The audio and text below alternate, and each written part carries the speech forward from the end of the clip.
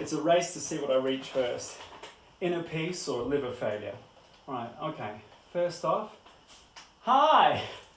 Welcome to Unwind, the guided meditation for the end of the world. The only guided meditation with a wine pairing. Just one second, just get that. I've got to get that off my fingers quickly or else it'll dissolve the nail bed. Hi, my name is Reuben Kaye, cabaret star, actor, singer and professional body double to Tina Areena's Last Meal. Australia's answer to the question, what's that smell? And why is it singing? And if the idea of me running a guided meditation strikes fear into your hearts faster than the words amateur gynecologist, don't be scared. I'm a medical professional. I once heard a doctor say, your tests came back negative, to someone else. Consider me the Phar Lap of cabaret. I have the teeth, the shiny coat, I'm beloved by the nation, and I too have been stuffed by an American taxidermist. To be honest, I understand your trepidation. I mean, the concept of me running a guided meditation is about as good an idea as Roman Polanski directing the remake of Annie. But who am I to deny the overwhelming lack of demand for this show?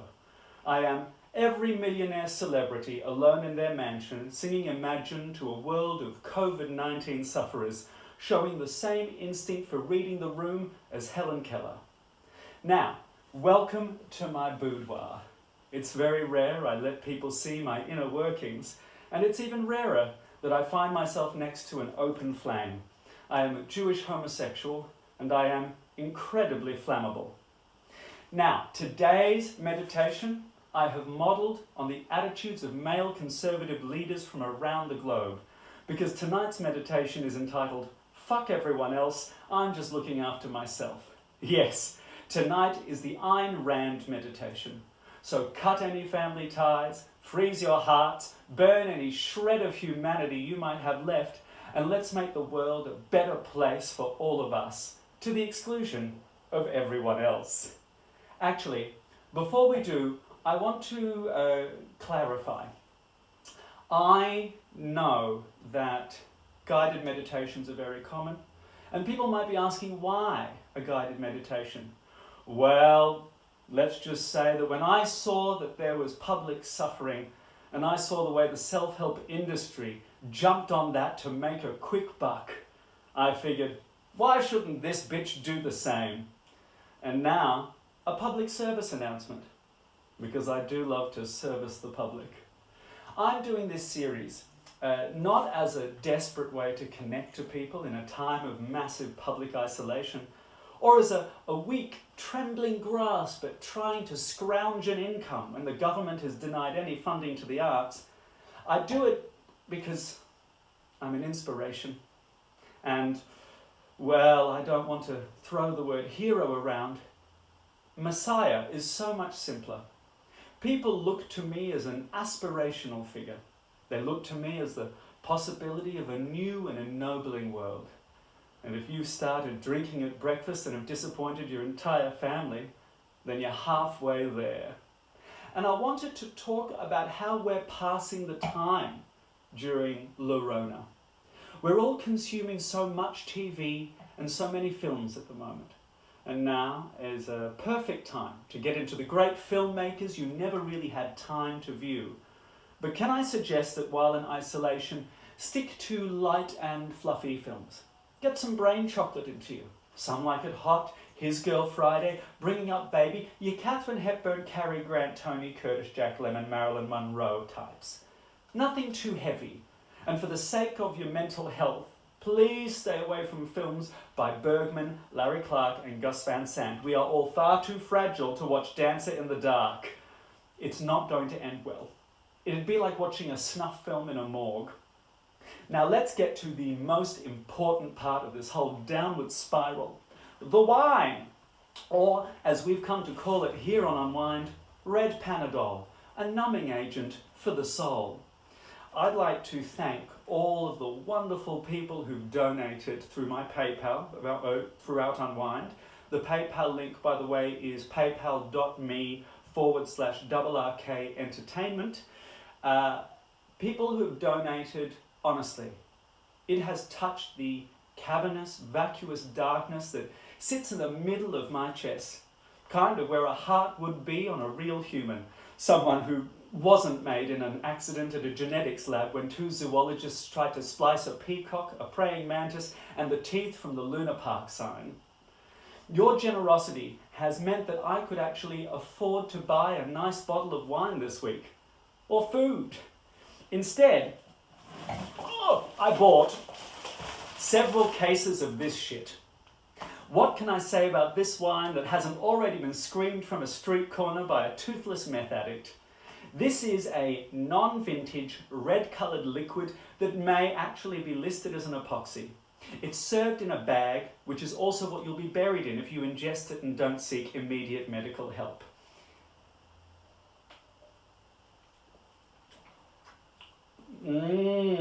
I have lost sight in one of my eyes. Drinking this wine increases my carbon footprint and simultaneously my likelihood of having a stroke. I'd suggest you pair this wine with red meat, fish, chicken, or an overarching sense of hopelessness. It's an all-rounder. It's basically a litre of poppers in a box, and it is very present. In fact, this wine reminds me of my first time. It's too young, it tastes very different to how I thought it would, and my uncle stole it from me.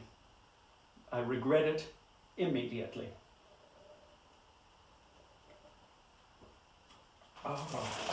Excuse me while I just serve some more. How do I? Oh God, I do not have the upper body strength to hold this amount of shame. All right. Yep. It's just putting the no into Pinot Noir. So let's start. Get somewhere quiet, comfortable, restful. For me, no, false alarm. For me, that's anywhere that isn't the inside of my head. But perhaps you're one of the lucky ones that has a bedroom. And we're going to start breathing, or continue breathing. If you're doing it already, good on you. Relax. Don't force it. In and out. We want this to be, like all good things, a two-way street. Feel your body. Become aware of it. Remember that you have control. You have control of your body only when you are aware of it. I know that doesn't make sense, but this is self-help. It doesn't have to. Lose the outside world and travel inwards. Take that public transport of the soul. The breath should be easy and smooth. Let that breath just glide into you like a gloved fist into a twink in the basement of a Berlin leather bar. That's right. Nice and easy. Where are you at? Check in with yourself as you breathe. Feel your body. Feel your body react. Focus. I want you to start to focus on your head as you breathe. And I want you to really imagine your head as a light-filled balloon. A balloon on a string. Your neck is soft and fluid. Roll your head around. Nice and easy. Feel that stretch. And as you breathe out, let the tension melt through the stretch. Don't rush or push. Just gently stretch. We never stretch anything quickly. I learned that in Thailand. And this tastes like liquid swine flu. And up to center. And check in with yourself again. Let's move down to our shoulders. You can just roll them forward and back gently. No straining or pushing. This will get the blood flowing, and that means more booze to your brain. And we need those brain cells to, if not die, then sleep until we have the emotional bandwidth to deal with what's going on. And as we move down to whichever chakra we're at now, I begin to honestly lose interest entirely. So let's breathe and start the reason we're all here. our breathe in and fuck offs. What's stressing you out at the moment? The confinement, the strain on your romantic relationship, the confusion, the fact that your children's voices have just become a shrill, constant, high-pitched whine like tinnitus, but with the occasional fun upside of soiling itself or needing to breastfeed. For me, my stress relies on the Australian government for granting zero funding or assistance to its arts industry, which in fact brings in $111.7 billion per year to the Australian economy. How many more black and white statistics do we need clearly showing that more Australians engage with arts and culture in Australia more than all the sporting codes put together? Yet our leaders are more than happy to leave us out to dry. It is unforgivable, and so very typical of a Morrison government to bail out massive billion-dollar companies while leaving us to fend for ourselves and rely on the kindness of a population already under strain. Breathe in and fuck off. Right. No, still like Hiroshima in a glass. To gay men everywhere. Get off Grindr, you thirsty bitches! You're gay. You're meant to know how to behave in a pandemic. This is our oeuvre. Stay the fuck home. I don't care how horny you are. Put a plug in it. Literally. No hookups. Just have a wank. Make it exciting. I don't know. Poke a hole in a warm lasagna if you want. I don't care. Just stop it. You are not ruled by your libido. Think of Quentin Crisp. Breathe in and fuck off. To Priti Patel, UK Secretary of State and part-time dementor, who was recently asked why the UK has almost no personal protective equipment available for frontline workers, making a statement to the press and the nation saying, and I quote, "I'm sorry you feel there's no personal protective equipment available," proving that you can be a prick and a cunt at the same time. Breathe in and fuck off. To the feeling of panic that we now associate with human interaction, that each new person is no longer a human being, but that they pose a risk to our safety, that our default thought when we approach someone is stand back, breathe in, and fuck off. To John Bolton, the USA's National Security Advisor and amateur Lorax, for getting rid of the US's pandemic preparedness team 2 years before coronavirus appeared and ignoring their stern advice that the administration was not prepared for the very likely event of a novel virus. To Trump, acting once again like a guilty toddler playing a game of it wasn't me and diverting blame from himself to the World Health Organization and threatening to remove America's WHO funding when it is his prioritizing of the stock market over the health and safety of the people of America that delayed shutdowns and restrictions. Breathe in and fuck off. To the Conservative Party of Australia, for allegedly allowing thousands of infected passengers aboard the Ruby Princess cruise ship to disembark without being tested because the parents of a senior government advisor were on board. Breathe in and fuck off. Oh God. Oh. I wanted to check the health warnings on the bag, but it just has a link to the website for tetanus seizures. Right. Where am I? Boris Johnson.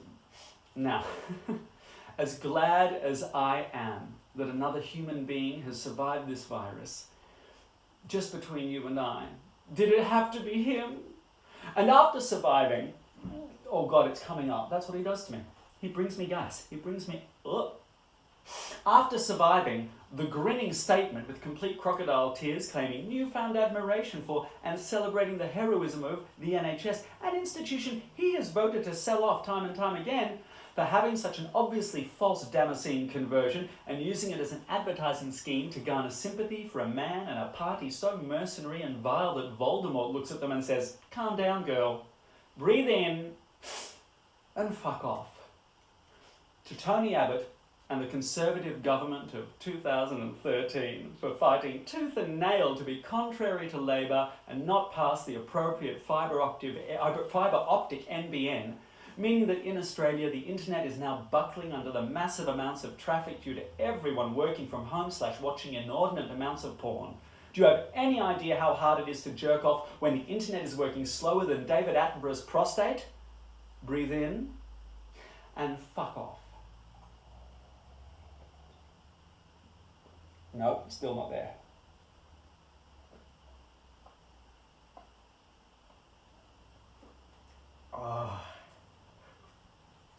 Oh god, yeah. Oh, it's like this wine is Germany and my mouth is Poland.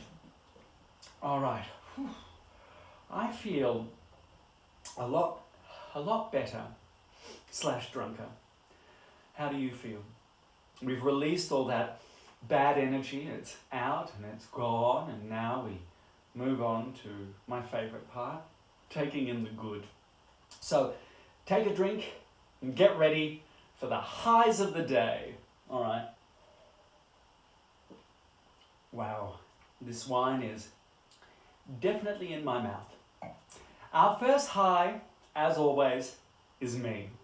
Luckily, the cottage industry that is my dealer has not been affected. In fact, business is booming if you're dealing in anything that generates endorphins, and I'm buying in bulk on account.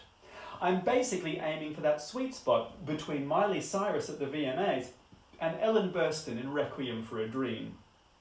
The next high. Female heads of state around the world are leading the way in responding to COVID-19. Germany, Iceland, Finland, New Zealand, Norway, Taiwan and Denmark all have remarkably low cases of infection, and their death rate is right at the bottom of the scale. Taiwan's Tsai Ing-wen, at the first sign of a new illness, introduced measures blocking the spread without having to resort to lockdowns. She is now sending 10 million face masks to the US and Europe. Tsai has managed what where did that come from? Tsai has managed what CNN has called among the world's best responses, keeping the epidemic under control and reporting only 6 deaths. Jacinda Ardern, everyone's favourite, acted, oh god, there we go.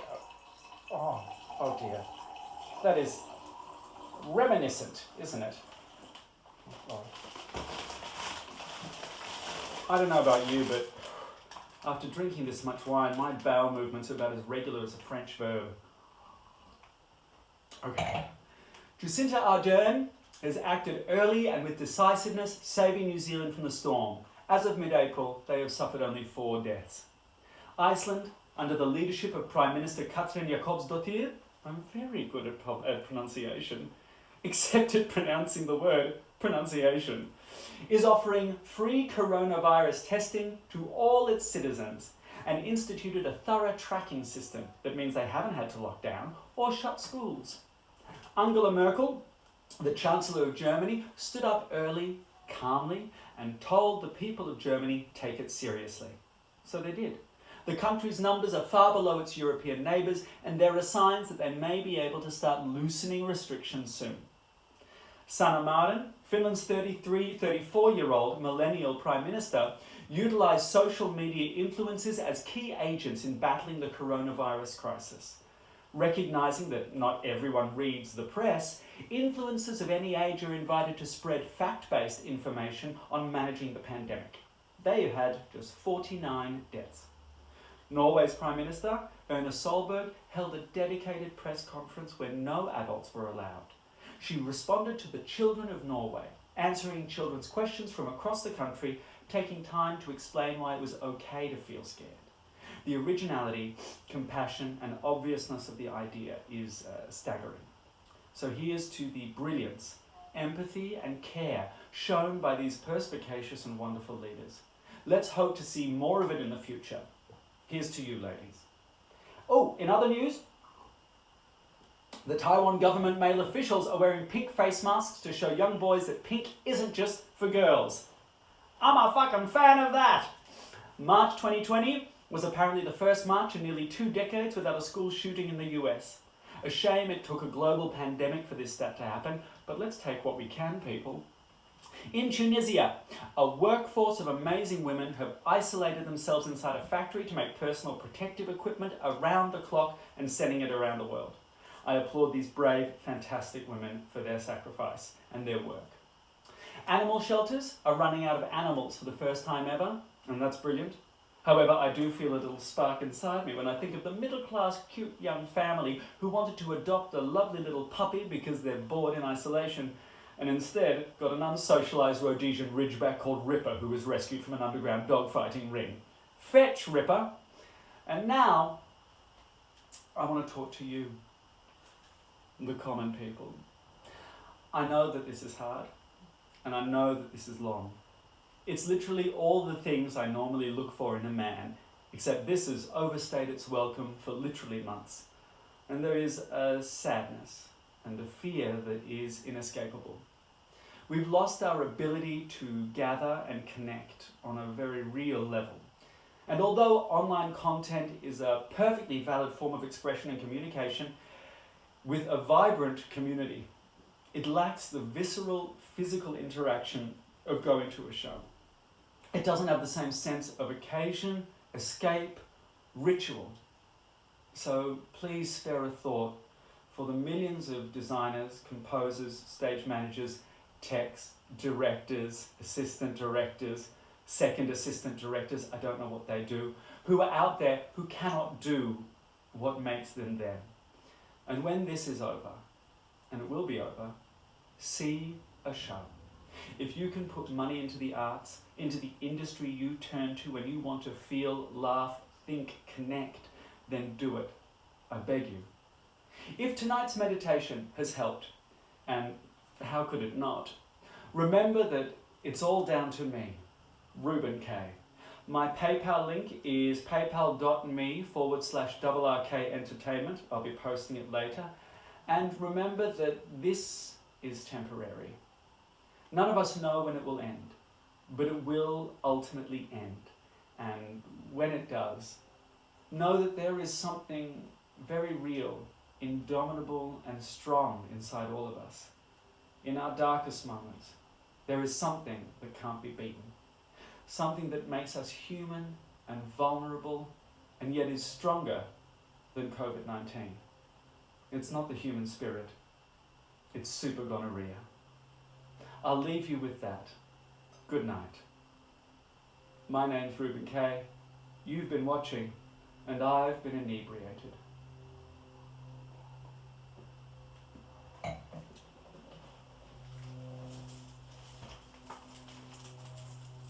Oh shit, I have to do it. I have to do everything around here. When do I get a bloody stage manager again? I really liked that. Oh God, this one's here. Where is it? I know where you are. I'm a professional. There you are. Hello everyone. There and goodbye.